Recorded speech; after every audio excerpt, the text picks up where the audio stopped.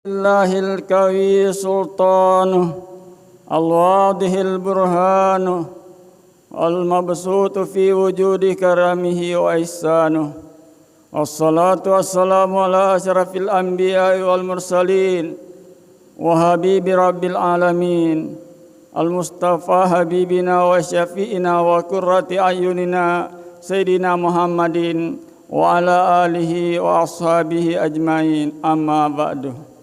Faqad qala Allah subhanahu wa ta'ala fi kitabihil karim wa huwa asdaqul qailin. A'udzu billahi minasyaitonir rajim. Ya ayyuhan nas ubudu rabbakum. Wa qala Rasulullah sallallahu alaihi wasallam, innal buyutallahi fil ardi al-masajidu wa inna haqqallahi ayyukramahu man zara fiha.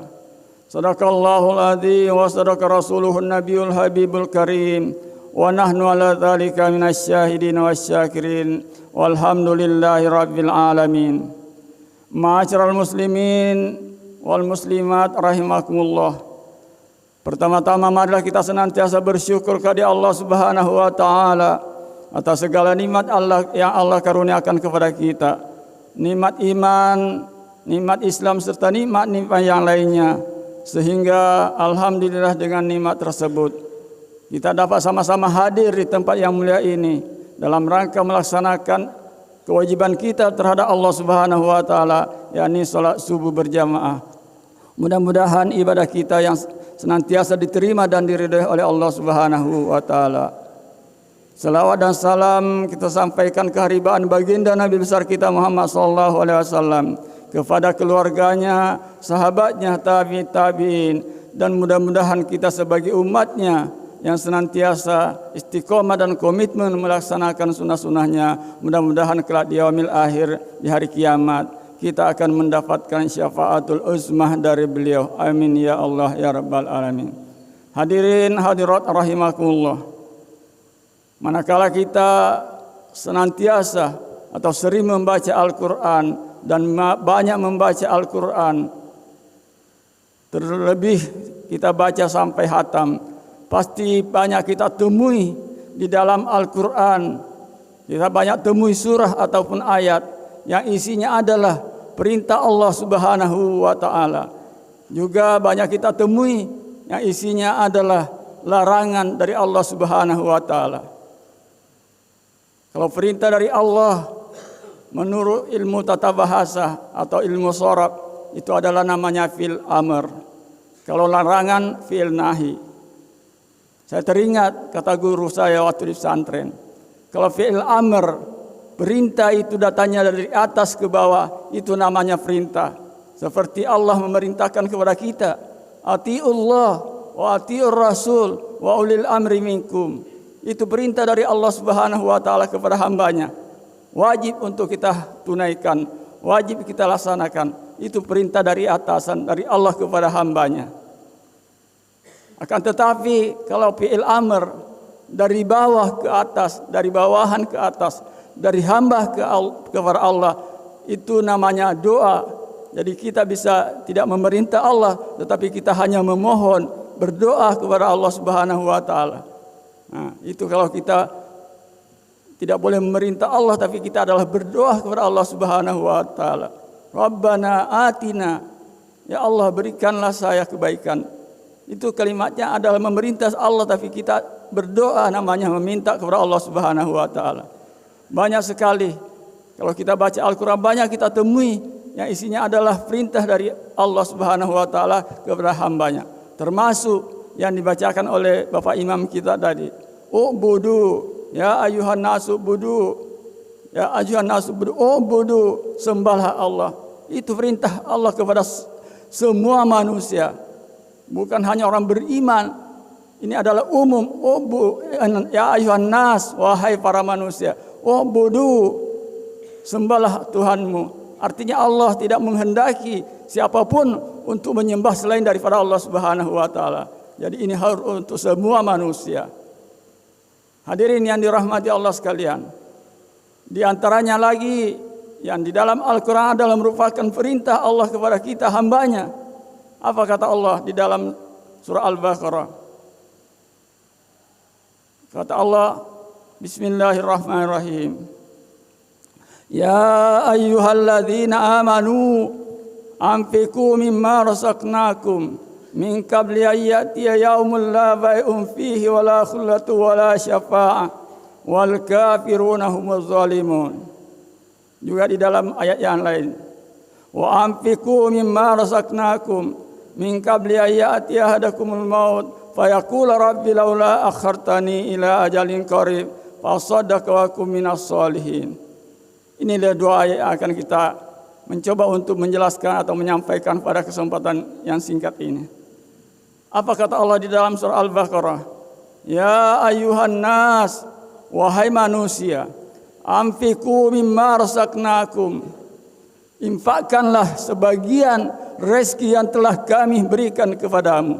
Jadi yang diminta oleh Allah Subhanahu wa taala untuk kita infakkan, untuk kita sedekahkan, hanya sebagian, bukan semua rezeki yang diberikan oleh Allah diminta untuk kita bersedekah, kita infakkan di jalan Allah. Mimma razaqnakum, hanya sebagian yang diminta oleh Allah Subhanahu wa taala. Jadi sedekah itu yang diperintahkan oleh Allah Subhanahu wa taala, ada yang hukumnya wajib, ada yang sunnah. Yang wajib itu termasuk zakat, baik zakat fitrah maupun zakat mal. Itu namanya sedekah tapi wajib dikeluarkan.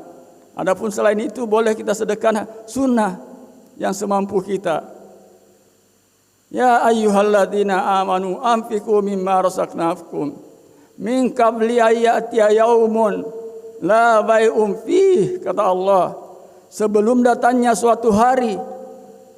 Min qabli ayyatiya yaumun la bai'un, pada hari itu tiada perniagaan, tiada jual beli, la bai'un, tidak ada urusan bisnis.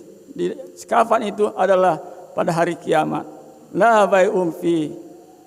Selanjutnya wala khullatun, dan pada hari itu tidak ada lagi persahabatan, tidak ada lagi bisa minta tolong sama teman, beda dengan kita di dunia ini. Wala khullatun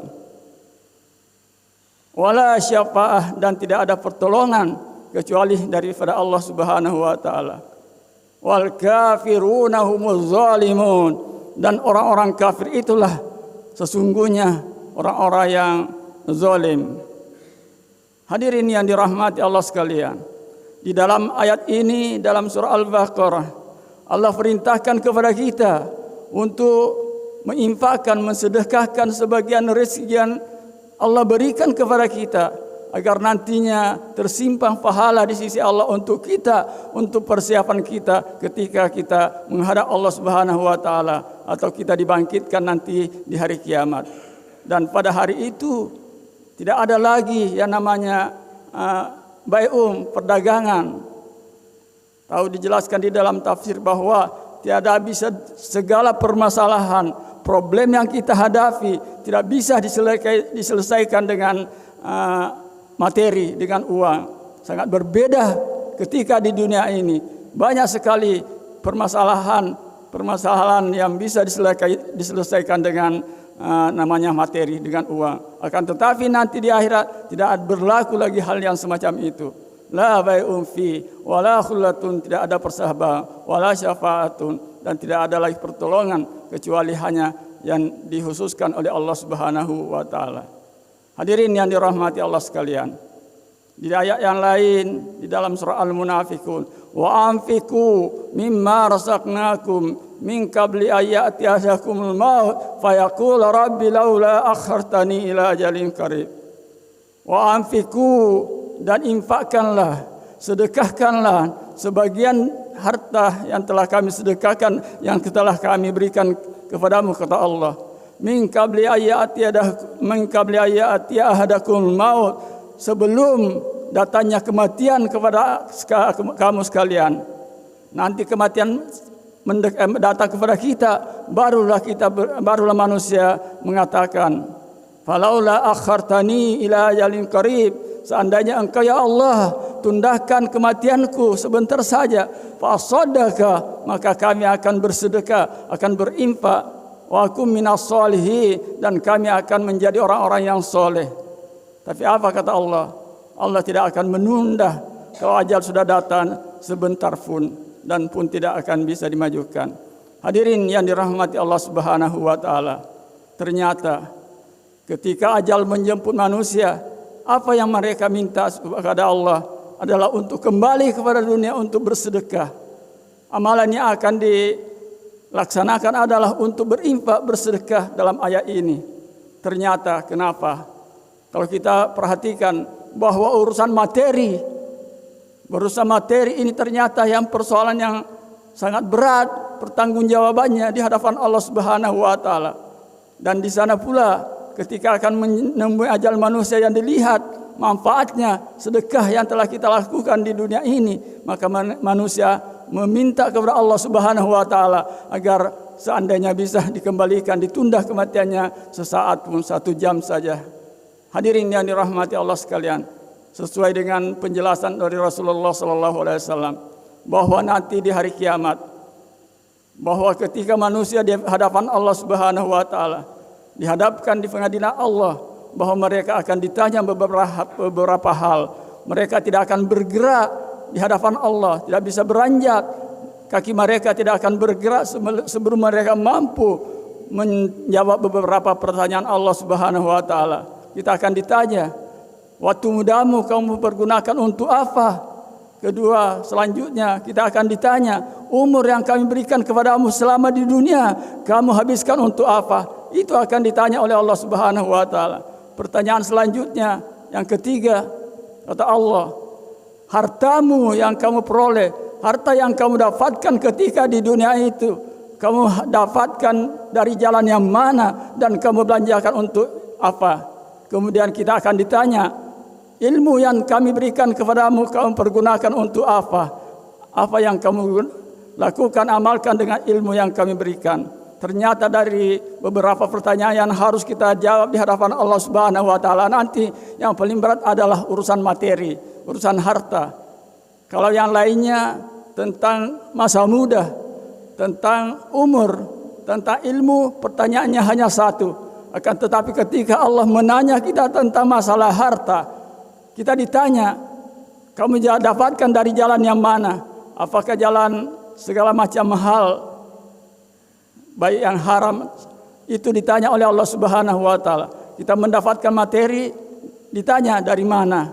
Ketika itu setelah kita dapatkan, kita juga ditanya oleh Allah Subhanahu wa taala, kamu manfaatkan, belanjakan untuk apa? Kalau materi pertanyaannya dua, tentu ini adalah lebih berat pertanggungjawabnya di hadapan Allah Subhanahu wa taala. Ini membuktikan bahwa mengurusi, yakni berurusan dengan materi, banyak manusia tidak mampu menyelesaikannya.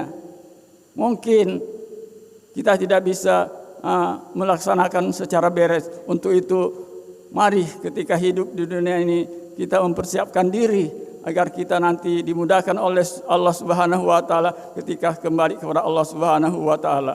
Dan mudah-mudahan Allah Subhanahu wa taala senantiasa membimbing kita untuk menjadi hamba-hamba yang soleh, hamba-hamba yang mulia. Manakala manusia ingin menjadi manusia yang dimuliakan oleh Allah Subhanahu wa taala, hadis yang saya sampaikan di awal, apa kata Rasul? Inna buyutallahi fil ardi masajidun wa inna haqqallahi ayyukrimahu man sarahu fiha.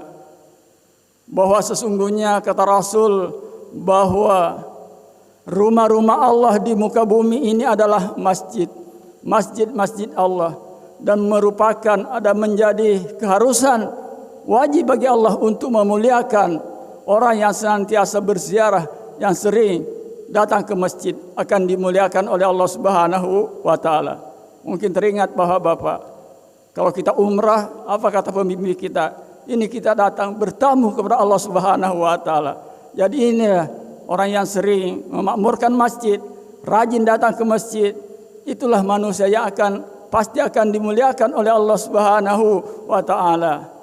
Terlebih lagi kalau masjid yang kita datangi adalah masjid yang istimewa, masjid yang sangat dimuliakan oleh Allah Subhanahu wa taala.